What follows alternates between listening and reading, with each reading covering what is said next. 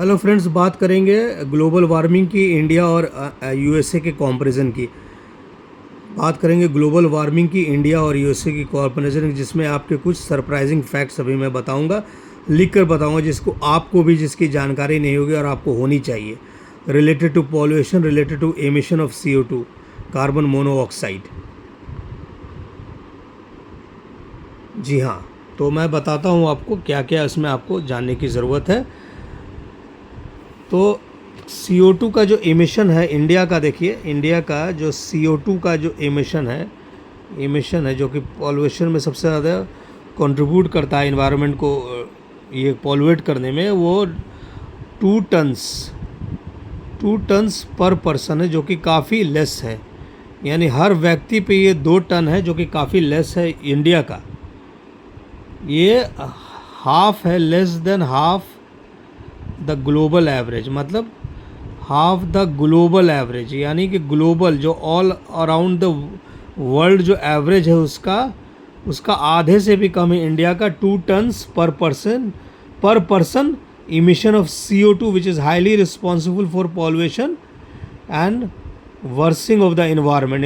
और ये यूएसए में देखिए, अमेरिका में ये क्या है, 14.9 टन्स है पर पर्सन।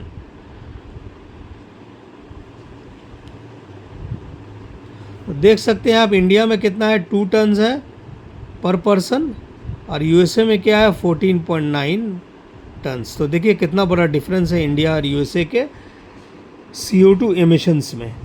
तो नेचुरल सी बात है, इसके यहाँ पर America is contributing more in the worsening of the global environment, global pollution. America is major contributor, USA is major contributor. अब हिस्ट्री में आ जाते हैं, थोड़ा हिस्ट्री की तरफ चले जाते हैं, क्योंकि हिस्ट्री में भी थोड़ा झांक लेते हैं।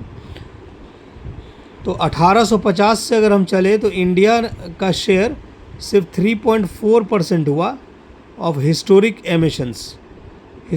एमिशंस जो भी हुआ, जो कि इन्वायरमेंट को ख़राब करने वाले तत्व थे, उसमें 1850 से इंडिया का केवल 3.4% का कंट्रीब्यूशन हुआ।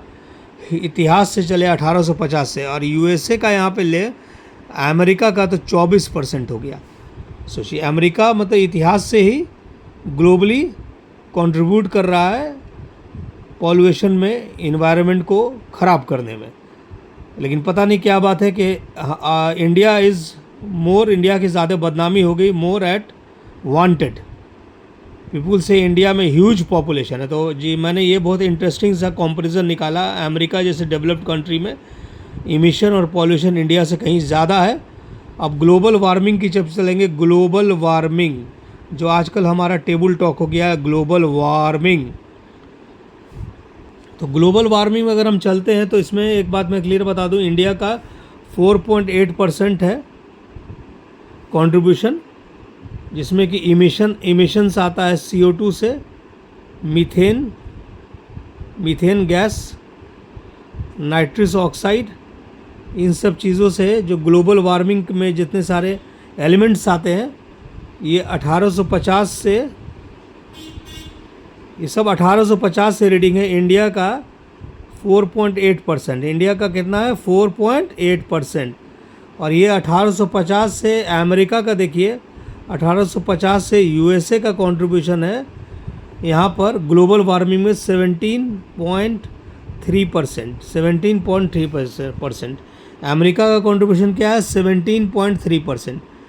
ठीक है, तो देख लिया आपने, 2 टन्स पर पर्सन है इंडिया का CO2 एमिशन, अमेरिका का 14.9 है, जो कि काफ़ी हाई है।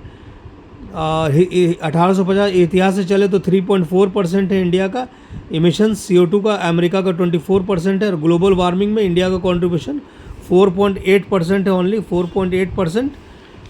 और ग्लोबल वार्मिंग में CO2, मीथेन, नाइट्रस ऑक्साइड 1850 से सारे रीडिंग है, और अमेरिका का केवल 4.8% है। अमेरिका का कंट्रीब्यूशन 1850 से 17.3%। आप देख सकते हैं 17.3% और 4.8%। You can see the difference. It is USA's contribution, India's contribution. Reading कहाँ से ली गई दोस्तों, 1850 से।